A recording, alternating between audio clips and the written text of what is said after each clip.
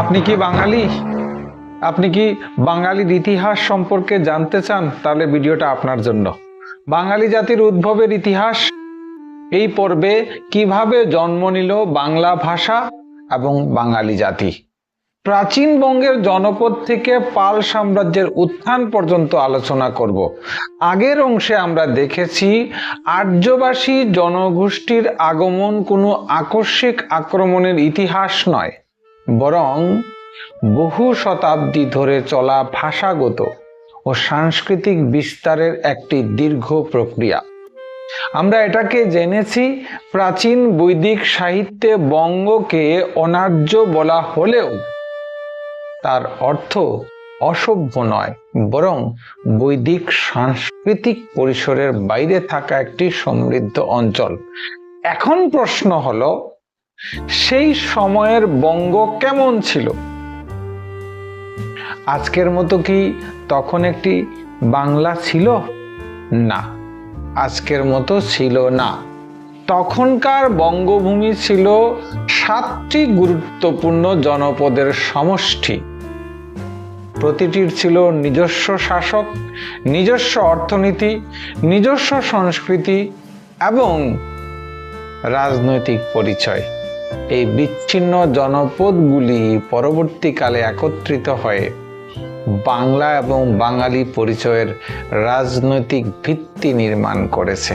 তাহলে এবার আমরা অবশ্যই জানার চেষ্টা করব প্রাচীন বঙ্গের 7টি জনপদ কি কি ছিল। ভারতীয় পুরাণ, মহাকাব্য, বৌদ্ধ ও জৈন সাহিত্য, গ্রিক ঐতিহাসিকদের বিবরণ, চীনা পরিব্রাজকদের লেখা এবং প্রত্নতাত্ত্বিক আবিষ্কার থেকে জানা যায় যে প্রাচীন বঙ্গভূমি 7টি প্রধান জনপদে বিভক্ত ছিল।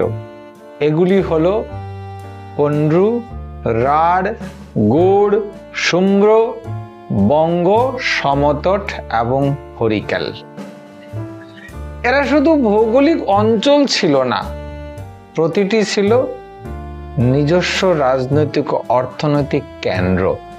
তাহলে একটা একটা করে আলোচনা করব। এখন আলোচনা করছি পন্ডু সম্পর্কে। উত্তর বাংলার প্রাচীন নগর সভ্যতা হচ্ছে এই পন্ডু।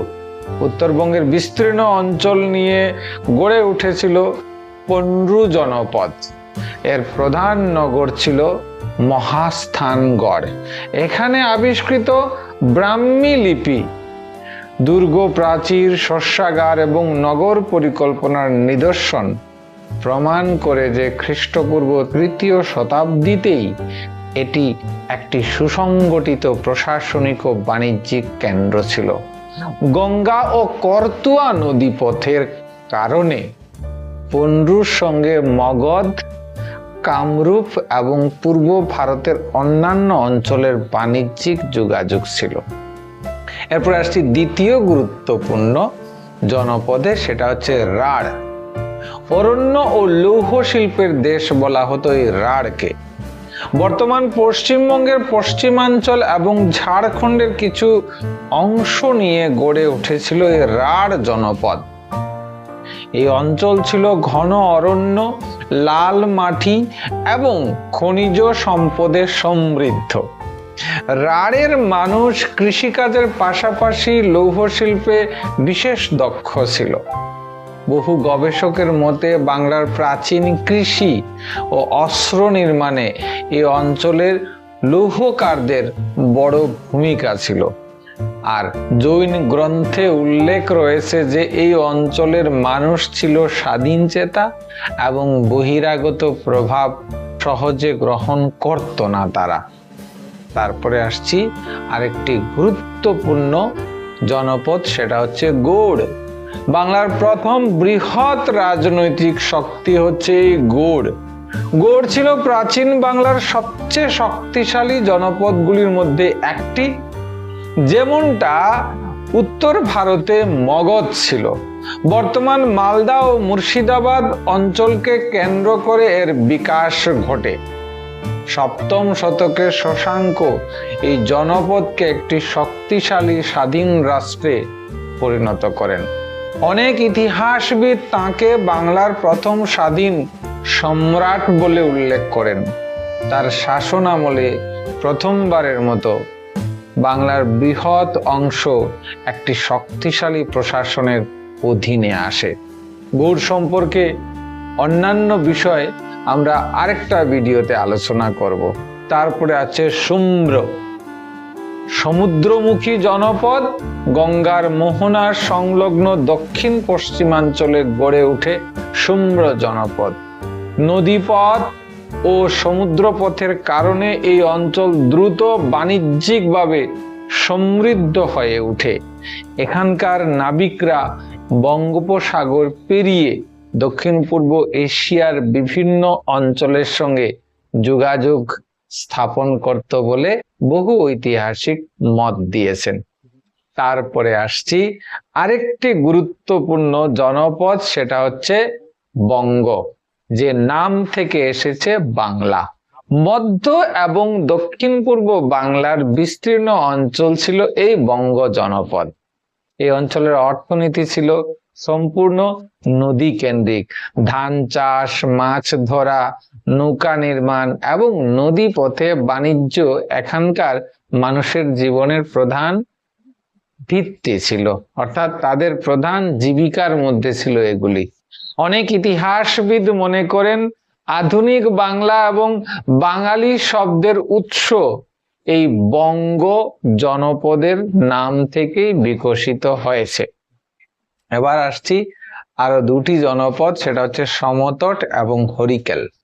পূর্ব বাংলার সমতট অঞ্চল ছিল সমতল, এখানেই গড়ে উঠেছিল সমতট। বর্তমান কুমিল্লা, নোয়াখালী এবং সংলগ্ন এলাকার এর বিকাশ ঘটে। বর্তমান কুমিল্লা, নোয়াখালী ও সংলগ্ন এলাকায় এর বিকাশ ঘটে। চৈনিক পরিব্রাজক হিউয়েন-সাং তার সিইউকি গ্রন্থে সমতটের সমৃদ্ধির কথা উল্লেখ করেছেন। আর দক্ষিণ পূর্বাঞ্চলের চট্টগ্রাম ও পার্বত্য অঞ্চল ছিল হরিকেল। এটি ছিল বঙ্গোপসাগর এবং দক্ষিণ পূর্ব এশিয়ার সঙ্গে বাংলার প্রধান সমুদ্র বাণিজ্যের প্রবেশদ্বার। এবার আসছি শশাঙ্কের মৃত্যুর পর অরাজকতা। সপ্তম শতকের মাঝামাঝি সময়ে শশাঙ্কের মৃত্যুর পর বাংলার রাজনৈতিক ঐক্য ভেঙে পড়ে। স্থানীয় সামন্তরা একে অপরের বিরুদ্ধে যুদ্ধ শুরু করে, কৃষি ক্ষতিগ্রস্ত হয়, বাণিজ্য ব্যাহত হয়, আইন শৃঙ্খলা ভেঙে পড়ে। এই অবস্থাকে প্রাচীন ভারতীয় রাষ্ট্রবিজ্ঞানে বলা হয় মাৎসন্যায়, যেখানে প্রভাবশালী ব্যক্তি মানুষের এই অবস্থাকে প্রাচীন ভারতীয় রাষ্ট্রবিজ্ঞানে বলা হয় মাৎসন্যায়, অর্থাৎ এমন এক সময় যখন বড় মাছ ছোট মাছকে গিলে ফেলে, শক্তিশালী দুর্বলকে গ্রাস করে আইনের শাসনের পরিবর্তে শক্তির শাসন প্রতিষ্ঠিত হয়। এই অরাজকতা দীর্ঘদিন ধরে বাংলাকে দুর্বল করে রাখে। এবার আসছি জনগণের নির্বাচিত রাজা গোপাল। এই সংকটের অবসান ঘটানোর জন্য বাংলার বিভিন্ন সামন্ত প্রধান এক ঐতিহাসিক সিদ্ধান্ত নেন। তারা যুদ্ধ নয়, ঐক্যমতের পথ বেছে নেন। তারা একজন যোগ্য নেতাকে রাজা হিসাবে নির্বাচিত করেন। তিনি ছিলেন গোপাল, যিনি পাল বংশের প্রতিষ্ঠা করেন। ভারতীয় ইতিহাসে এটি একটি ব্যতিক্রমী ঘটনা। গোপাল উত্তরাধিকার সূত্রে নয়, বরং সামন্ত প্রধানদের সম্মতিতে সিংহাসনে আরোহণ করেন। প্রায় 750 খ্রিস্টাব্দে তার হাতে পাল সাম্রাজ্যের সূচনা হয়। আর তখন থেকে বাংলায় বাঙালির সংস্কৃতির সার্বিক বিকাশ শুরু হয়, যা পরবর্তী কয়েক শতাব্দী ধরে বাঙালি সংস্কৃতিকে সমৃদ্ধ করেছে। তাহলে আমরা শেষ পর্বে গিয়ে দেখব বাঙালি সংস্কৃতি, ভাষা, রাজনীতি, ভৌগোলিক পরিসরে বাঙালিদের অবস্থান কোথায় রয়েছে আর কি কি সংকট রয়েছে। তাহলে ভিডিওটা ভালো লাগলে অবশ্যই লাইক করবেন, শেয়ার করবেন, আর অবশ্যই হিস্ট্রি আইকিউ এর পাশে থাকবেন। ইতিহাস প্রাচীন, মধ্য কিংবা আধুনিক অথবা প্রাসঙ্গিক বিষয় নিয়ে হিস্ট্রি আইকিউ আলোচনা করে থাকে। সবাই ভালো থাকবেন। নমস্কার।